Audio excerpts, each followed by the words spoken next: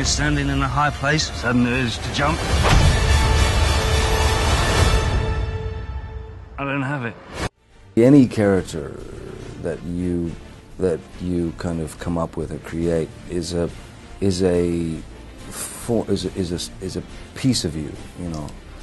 You're putting yourself into that character, but there's the guise of the character. So there is a certain amount of safety in being the character, where you feel more safe being the character than you do being just you.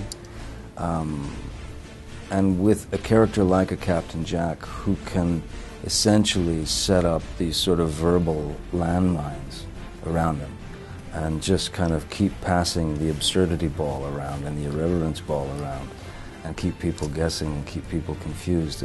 There's great safety in that, and I learn from it, you know, me, myself, personally learn from it, and it's it's a real pleasure, and I do need it, yeah. Everyone see that, because I will not be doing it again. With the first three, you know, the trilogy that was sort of basically, you know, there was a film called Pirates of the Caribbean, Curse of the Black Pearl, and then they decided to do a second and a third, so they had to build, kind of sculpt this trilogy. There was all these mathematics involved, you know, and subplots, trying to, we have to match this character to this character, and this has to make sense because of this. And so it became quite confusing at times for the audience and for us. We were making it. But when we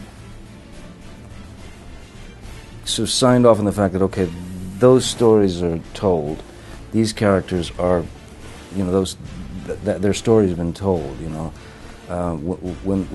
When we approached 4 and sat down in these story meetings, the first thing that happened was, we all agreed upon was, we must destroy formula, you know.